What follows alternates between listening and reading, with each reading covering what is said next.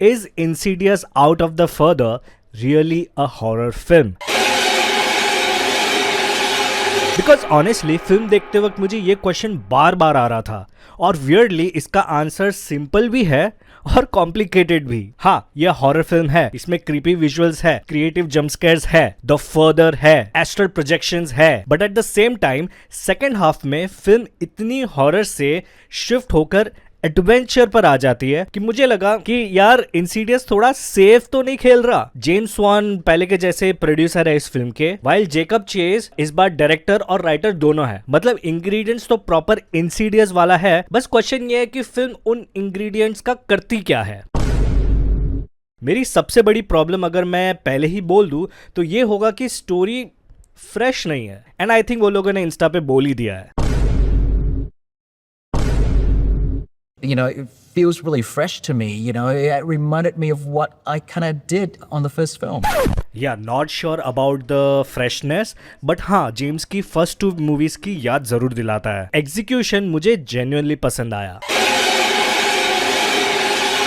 सबसे पहले मूवी बिल्कुल टाइम वेस्ट नहीं करती, कोई अननेसेसरी साइड प्लॉट नहीं है, कोई फालतू ड्रामा नहीं है, कोई यहाँ वहाँ की बकचोदी नहीं है, सीधा चालू होती है। फर्स्ट हाफ में प्रॉपर बिल्डअप मिलता है, कैरेक्टर्स एस्टेब्लिश होते हैं और सेकेंड हाफ में फुल द फर्दर पे ऑफ देने लगती है। और यही जगह है जहां मुझे वो फर्स्ट 2 इंसीडियस फिल्म्स की feeling I.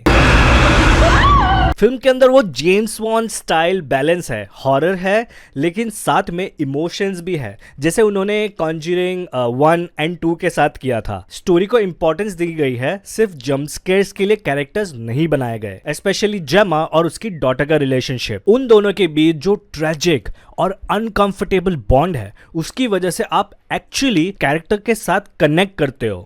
By the way, जेमा का फेज वो द रिंग वाली एक्टर और स्कारलेट जोहानसन का मिक्स नहीं लगता? तुम्हें क्या लगता है बताना मुझे। लेकिन सिर्फ जेमा ही नहीं, माया का कैरेक्टर प्ले करने वाली आइलैंड ऑस्टिन भी जेन्युइनली अच्छी थी। स्पेशल मेंशन टू यंग जेमा, वो भी काफी अच्छी थी। ओपनिंग सीक्वेंस में ही मदर एंड डॉटर का रिलेशनशिप को इतना इमोशनल और हॉरिफिक बना दिया जाता है कि आप इमीडिएटली समझ जाते हो कि इन दोनों के बीच में क्या स्टेक्स है, और बाद में बच्ची की परफॉर्मेंस और भी शाइन करती है। और फिर आती है क्रिएटिव हॉरर। फर्स्ट हाफ में मुझे काफी अच्छे जंप स्केयर्स मिले, लेकिन इंटरेस्टिंग ये है कि फिल्म हर बार मॉन्स्टर्स को आपके फेस पर नहीं फेंकती।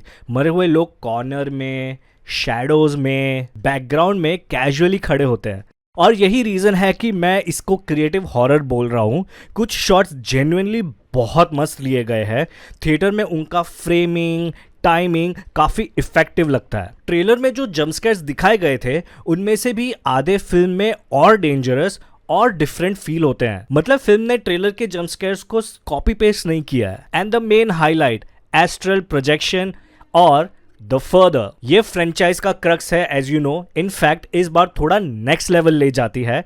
एक पर्टिकुलर सीक्वेंस में मुझे लिटरली नाइट क्रॉलर वाली वाइब आ रही थी। I mean, तुम सीन देखोगे तो तुम समझ जाओगे कि मैं क्या बोलना चाहता हूँ। लेकिन फिर आता है सेकेंड हाफ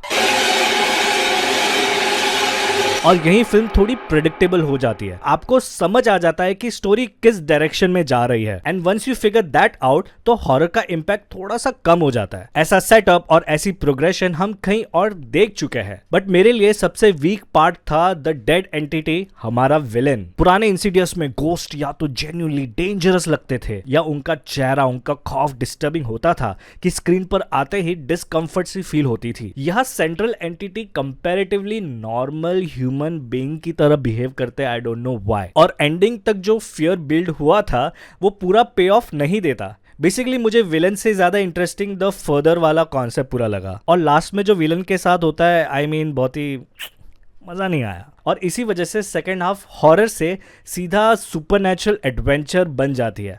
आपको एक्सप्लोरेशन मिलता है, मिथोलॉजी मिलती है, नॉस्टैल्जिया मिलता है, और इवेंचुअली एक हैप्पी एंडिंग होती है। एंड ऑनेस्टली मुझे वो चीज़ बिल्कुल अच्छी नहीं लगी। मुझे हैप्पी एंडिंग चाहिए ही नहीं थी भाई। Come on, it's 2026। मैं इंसीडियस से थोड़ा और मैडनेस एक्सपेक्ट करता हूँ।